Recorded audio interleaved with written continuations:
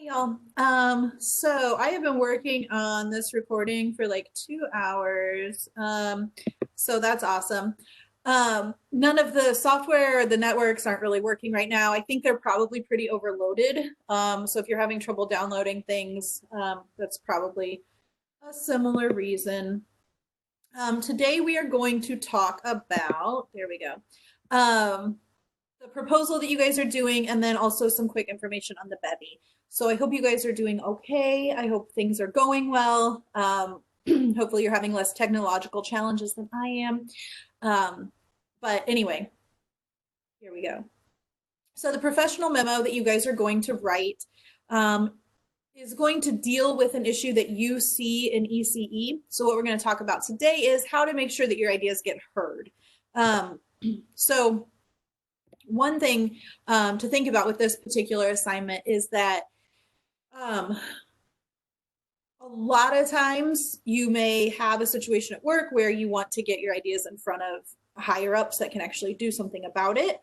And so we're going to talk a little bit about how to make that happen. So the first thing we're going to do is a little bit of brainstorming. So what your ideas actually are for this particular assignment. I would suggest making a list of about 10 things you would like to see changed in ECE. You want these things to be ECE specific, so not, better nightlife in West Lafayette. Make sure they're specific to ECE, but also manageable, feasible. So not, every undergrad gets a parking spot in Northwestern Car Garage. Not feasible, even if it is, ECE specific, perhaps. So make a list, and in class, we would be doing these things together. So this is where Parks gets sad. We'd take a few minutes to brainstorm some ideas. We would talk about ideas with partners. We'd debate them in small groups. We'd make huge lists on the whiteboard and then all talk about like what similarities we saw, debate whether or not these are really the things that need to be changed. We'd see that in some cases, we all have the same concerns. In some cases, people have experiences that we just don't have, which is awesome. That opens us up to some more empathy. But we are missing that experience today, and I am missing being in class with you guys. So I would encourage you to discuss your list of 10 or 5 or 2, I don't know, depending on how many problems you have with ECE. I would encourage you to discuss these ideas with someone. Hop on my office hours later today. We can talk about them, text a friend, post on Piazza if you want to get the discussion going. But talk to somebody about this. That's one of the things that I really miss about being in class with you guys, is hearing your amazing ideas. So if you can, talk to somebody else in class or just another ECE classmate about this. Okay. And I don't know how it's going to look on your screen, if I'm blocking part of the text here or not. But you want to pick one idea and write 3 bullet points about what the problem actually is. So what makes this a problem? Why is it a problem? What background information do we need to understand why it's a problem? So 3 bullet points about what is the problem. 3 bullet points about why it's important. And so this might include some background information, some issues you've run into, or some widespread issues that students have run into. And then 3 bullet points about what you would do about it. So what is the solution you see? And remember, these need to be feasible. They can cost money, but only a certain amount. Obviously, you're probably not going to be proposing like a $6 million build or anything. But what are some smaller things, some smaller ways to solve some of these issues? So one of the issues here is you have great ideas, you even have a great solution, but how do you get these in front of someone, right? So for the purposes of our class, this is really easy. I've taken care of that for you. Dimitri, the head of ECE, does want to see these, and actually some changes have occurred in the past because of these. HKN was, or the Student Society, not HKN, the Student Society was created out of these. The student space that it was recently opened in MSEE, we took some of these into consideration when designing that as well. So you guys have your audience here, but I do want to talk a little bit about, if this was a workplace communication, what are some of the ways to make your writing more persuasive? What are some ways to make sure that your ideas have the best chance of being implemented by the people who can implement them? So there are three main modes of persuasion. Um, this is oftentimes called the rhetorical triangle. Ethos, logos, and pathos. And you'll see these in TV ads, you'll see these in political speeches, you see these all the time. Anytime somebody is trying to convince you of something, these are the things that are at play.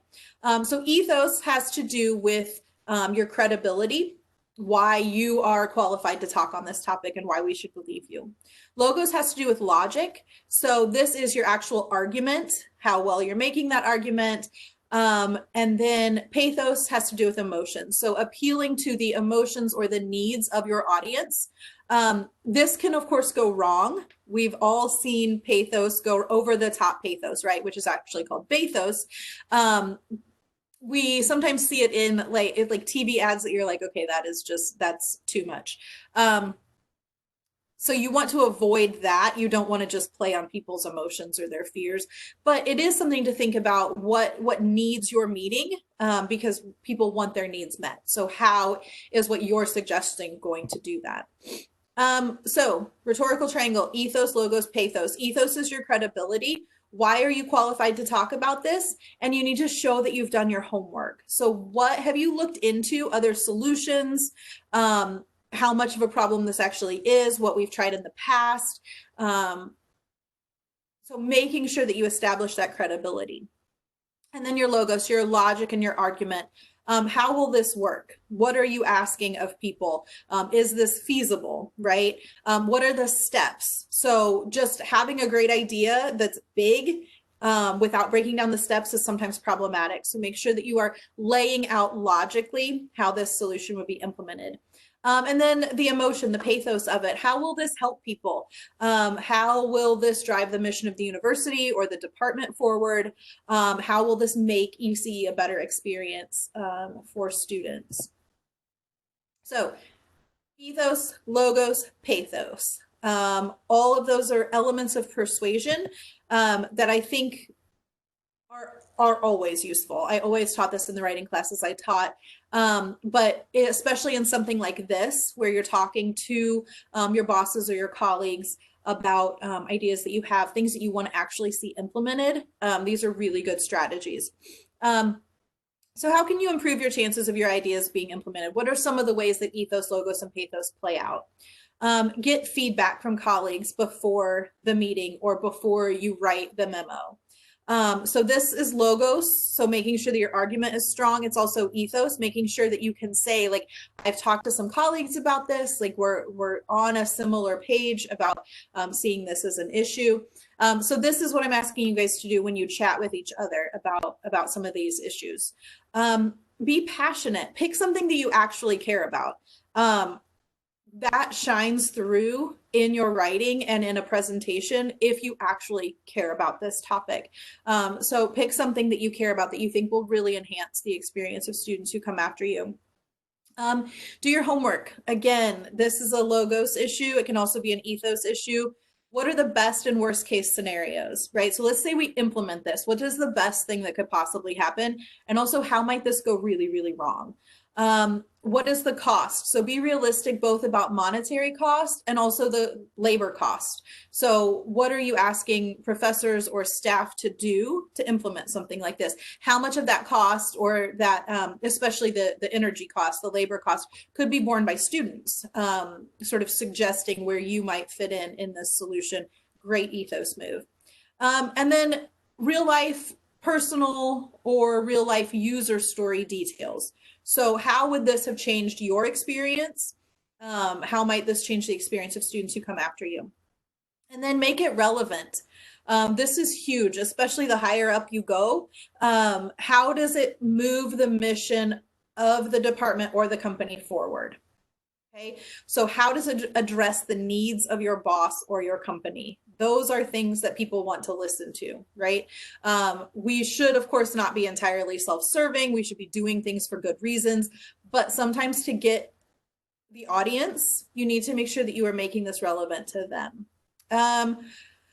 Also, frame it as an exciting move forward, not just as a complaint. This is particularly important for this assignment. It starts out as identifying a problem, But what you want to do is not just complain in this memo, not just talk about this is so annoying and I wish it wasn't this way and it's really not fair and all that. It's fine to establish that this is a problem. But what you want to do with your solution is explain why this solution is such a cool move forward, why this is going to be really helpful for people, and how it deals with this complaint, right? That this is a way, this is a move forward, okay? And then demonstrate understanding of the actual issues. Missing the big picture can get your idea in the no pile really quickly. So again, asking for some $6 million build, like it's just a no. So making sure that you understand some of the constraints that the department or the company is under. And then acknowledge obstacles. You can say like the biggest obstacle I see with this particular solution is this, and here's how we might tackle that, okay? So if we were in class now, I would be like, what are your ideas? What are we doing? What do we see that's happening here?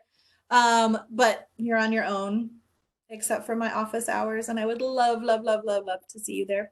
If you want to talk through your ideas, if you want to talk through how to incorporate ethos, logos, and pathos into your proposal, I would love to talk about that as well.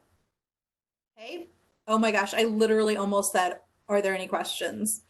I miss you guys. Okay.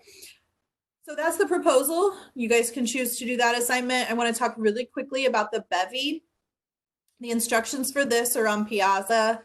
But this inventory asks you to think about some of your viewpoints, some of your the way you see the world, and then make some plans for how you might grow in some of those areas. So here's the deal.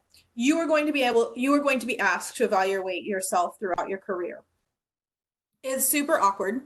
It's also required. So how do we do a good job at this? How do we find ways to categorize what we're doing well and then make plans to improve that we can actually measure? So the BEVI helps us inventory our skills. Okay, you're going to get results on what you value, what your tendencies are. You're going to use these insights to decide where you want to grow. You might be totally fine with a lot of the results you get, and that's awesome. There's not really a right or wrong on the BEVI. It's more of like sort of a scale of where you fall on certain things. But you may find a few areas where you're like, yeah, I need to look into that a little bit more, or I wish I, knew more about this, or I wish I devoted more of my time and attention to this issue. So that's what the BEVI can sort of help point out.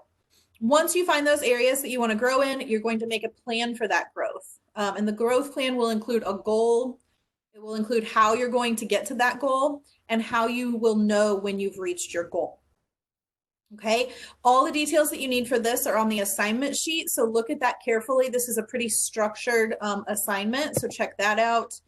I'm going to go back and ask for questions again. Okay, seriously, hop on online office hours today if you have any. We are going to have an online alumni talk. I thought this was awesome. Chris wanted to do this. He's been a remote worker for 5 years. So when everything all of a sudden went online, he was like, I got this. So he has some really great advice for how to be an awesome remote worker. And so I think this will be really good. It'll be a live Zoom event. I will send out the link for that, or it'll be on Piazza. If you have a question for him, you can post that on Piazza now, and I will get those to him before the talk. And if you have a question during the talk, you can post them during the talk. He's going to try to get to some of the Q&A. You do earn 5 points for attending. I'll take attendance while we're in the event, and then 5 points for either a question beforehand or during, a good question that has not been asked yet. So my discretion, but I'm sure you guys will come up with really awesome ones. So that'll be Thursday, 4:30 Purdue time. Next week, we are going to talk about literature, which I'm super excited about, and a little bit about what literature does for us, what it does to our brains, and how we can sort of reap the benefits of different types of writing. So that is it for today. Like I said, hopefully I'll see you guys in online office hours, and I hope everything is going well. Now you get to see me fumble for how to stop the video. All right, I'll talk to you guys later.